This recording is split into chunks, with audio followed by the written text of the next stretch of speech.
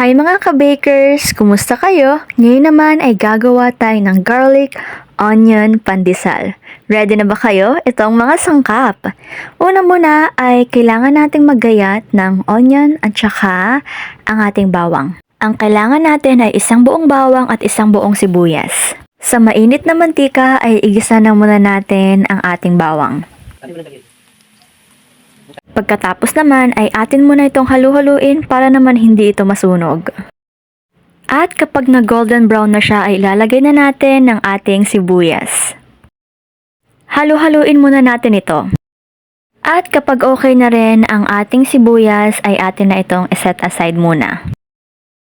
At syempre naman bago ko po makalimutan na ito nga po pala ang mga ingredients na kailangan natin. Ang bread flour na 500 grams, yeast na 2 teaspoon, asukal na 80 grams, asin na 10 grams, isang garlic at isang onion na ginamit natin kanina, isang butter 60 grams, evap milk 100 grams at tubig na 100 grams din. Ating mixer bowl ay ilagay na natin ang ating tubig, evap milk, asukal, butter, asin. Haluin muna natin hanggang sa matunaw na ang ating asin. Pagkatapos naming haluin kanina ay nailagay na rin namin pala ang yeast, kaya naman ngayon ay ilagay na rin natin ang ating bread flour.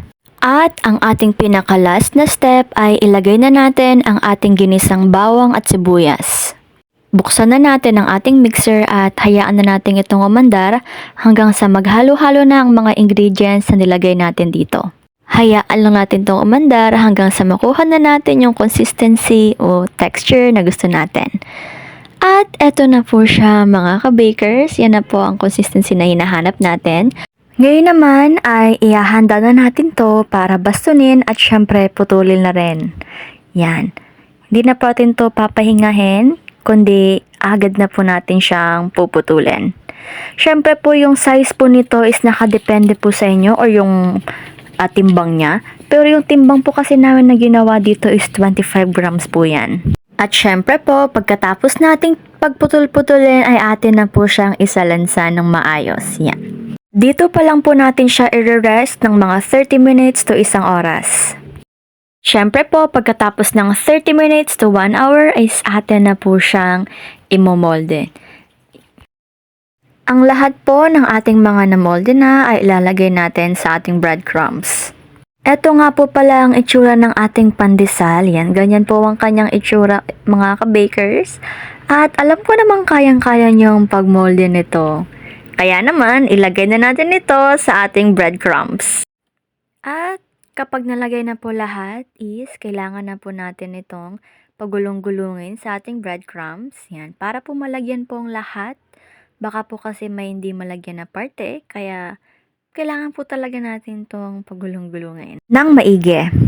At syempre naman po mga ka-bakers, habang pinapagulong-gulong po natin ito ay kailangan po natin kumuha at atin na po siyang isalansan sa ating plancha.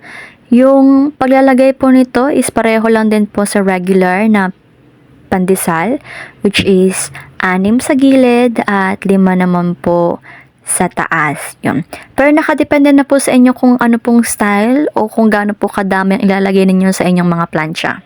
Pagkatapos naman nun ay kailangan na nating balutin sa plastic ang ating mga inayos at i-rest po natin siya ng hanggang 2 o 3 oras.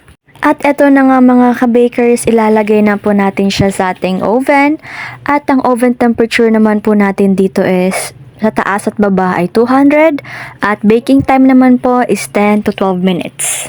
Syempre naman after 10 to 12 minutes ay ito na po ang ating onion garlic pandesal. Ayan. Ayan na po siya mga ka-bakers. Ang laki niya po sa personal. Crunchy po siya sa labas pero sobrang lambot po ng kanyang loob. At higit po sa lahat, malinamnam pa po at malalasahan mo talaga yung lasa ng bawang at sibuyas na nagko-complement sa isa't isa. So mga ka-bakers, congratulations po sa ating lahat dahil ito na po ang ating finished product. Sigurado pong magugustuhan niyo po talaga ito kapag sinubukan niyo. Sobra pong malinamnam at talagang mabenta naman po talaga. Hindi po kayo magsasawa, lalong-lalo na po sa mga taong mahilig pong kumain ng gulay, lalo na ang onions at ang garlic. The best po ito talaga para sa inyo. Natin tapusin ng araw na ito ang ating Bible verse muna ay Juan 14:6. Sumagot si Jesus, "Ako ang daan, ang katotohanan at ang buhay. Walang makakapunta sa Ama kundi sa pamamagitan ko." Amen. At maraming salamat po sa inyong lahat mga ka-bakers. Maraming salamat sa inyong suporta. Hanggang dito na lang po muna ako. God bless!